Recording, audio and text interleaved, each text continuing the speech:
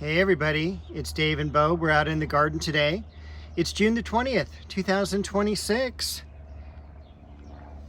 Bo's looking absolutely beautiful today. We're actually in the back 40 of the yard. I've done a lot of work back here recently. This is going to be a pathway against all the rocks and then up around the water feature.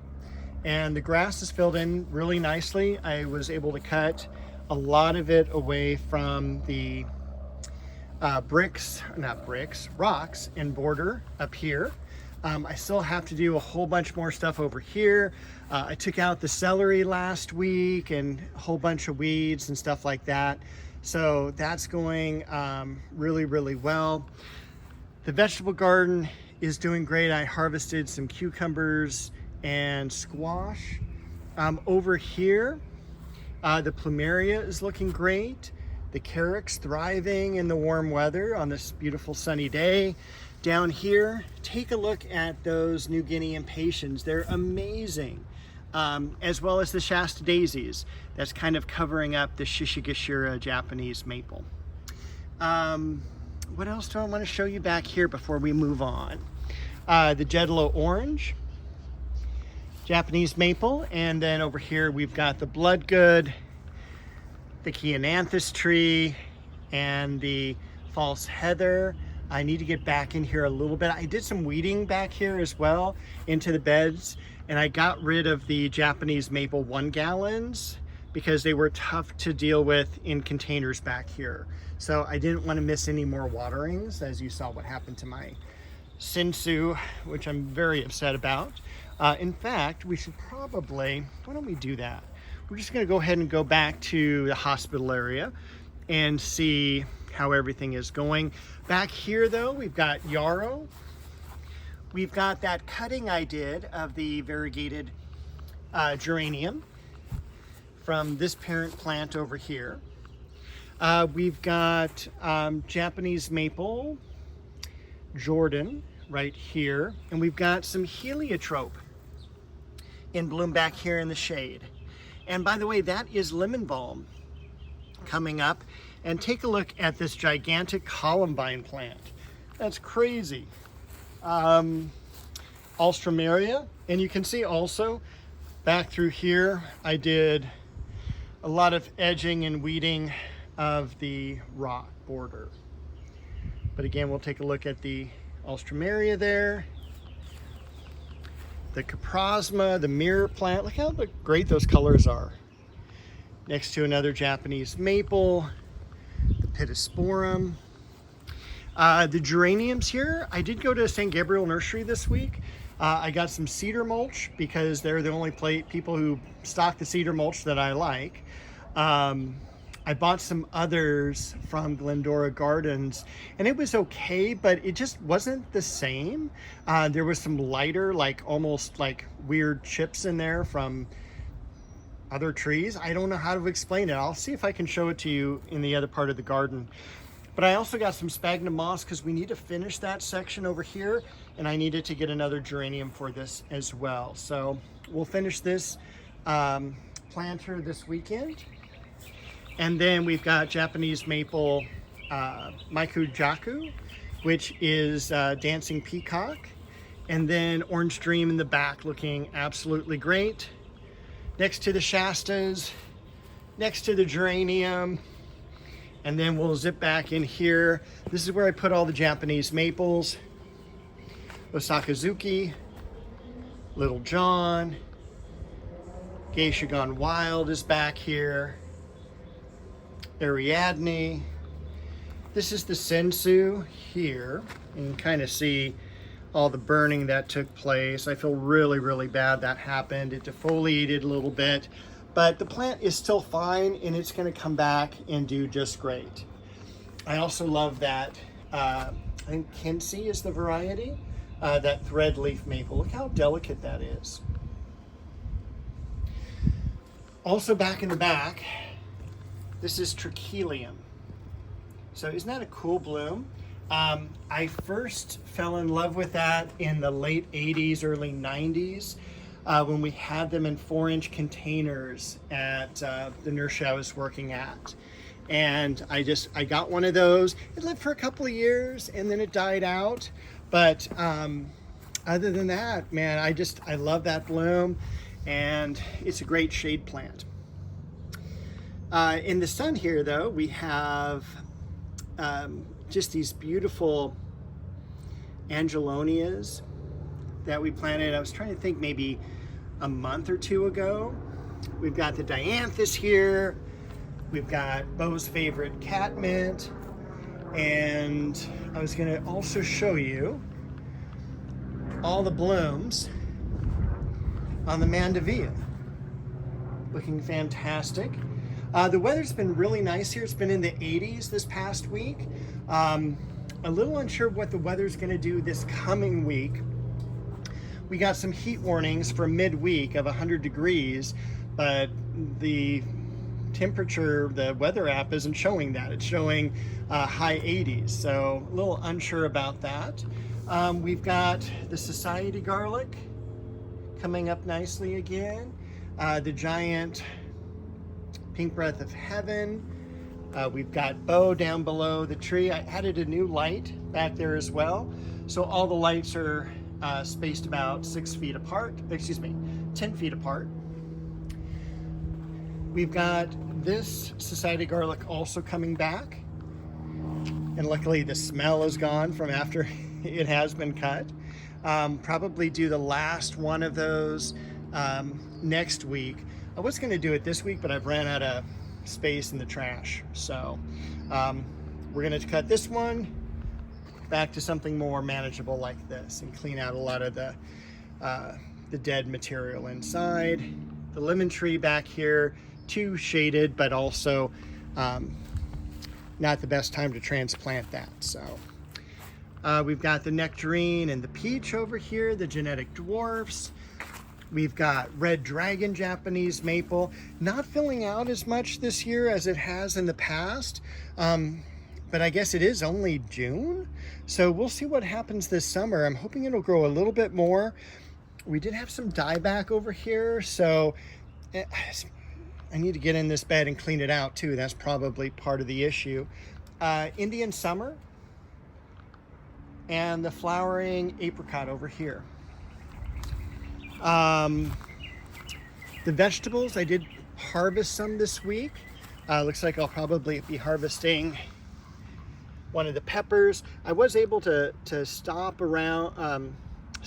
and prune around all the vegetables, so no grasses coming into that.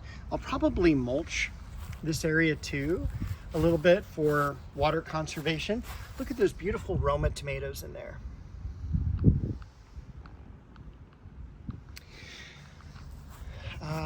Let's see. Oh, also, look how beautiful this came out this year. Second year it's been in the ground, and this is Sangugaku, coral bark maple. Over here, we've got some more cucumbers coming along just nicely. Tomatoes in the back.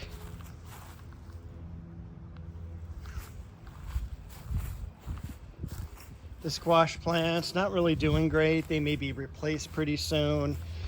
But look at this, a watermelon. Isn't that just like the coolest thing? Not very big right now, but we'll see. And that brings me back to the pond. So this is the Cedar mulch. It is by LGM Soil, so I'll give them a shout out. LGM is a great company. Been dealing with them since the 80s, and they were an old company at that time. Cantaloupe back here. Beau over here. And by the way, this wildflower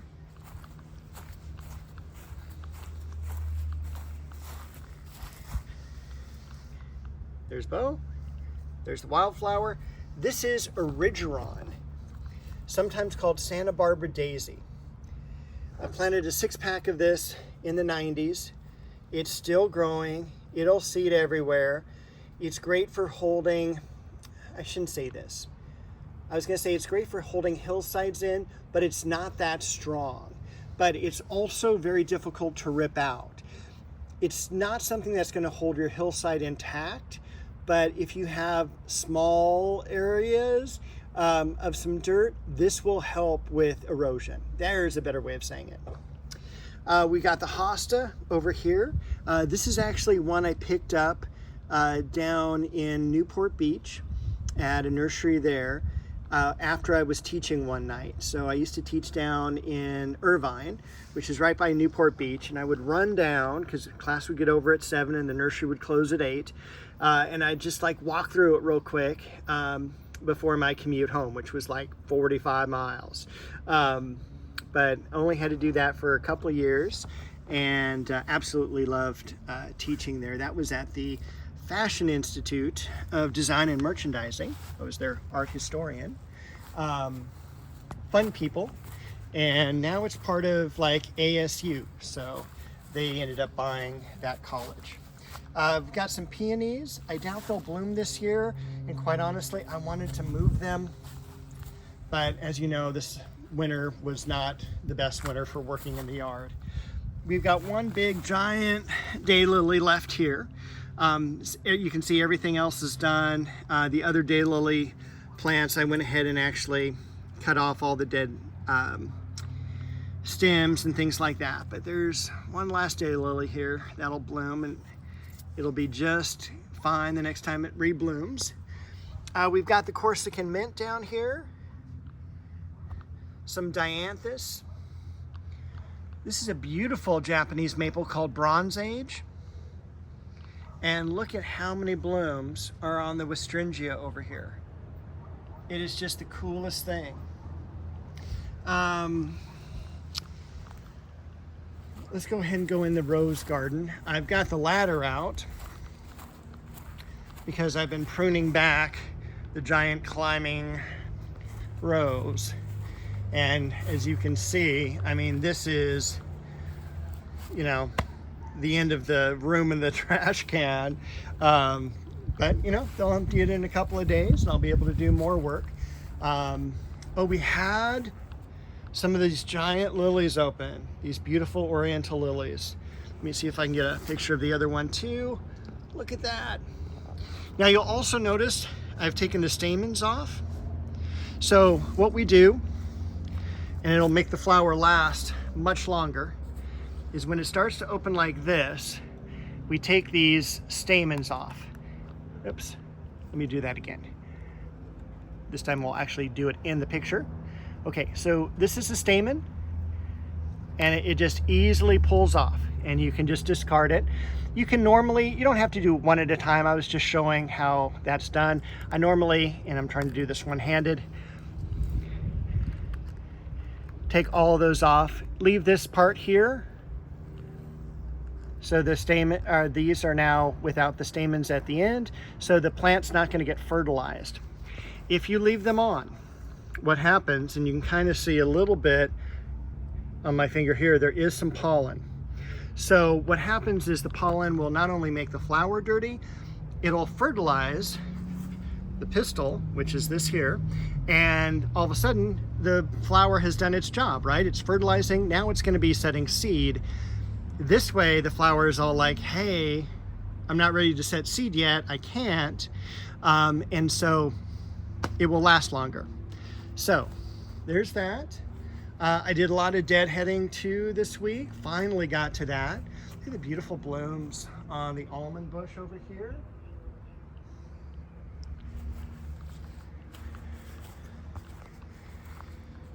And then I don't know if there's much else to show you over here. Bose catmint back here, growing back.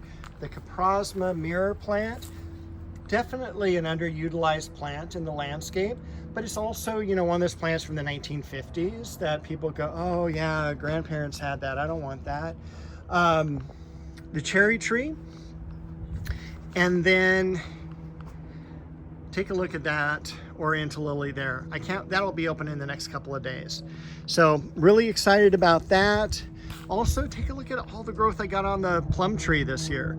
So again, something I'm really happy about. Gonna keep the water on things the next couple of days because these are the longest days of the year as far as sunlight goes.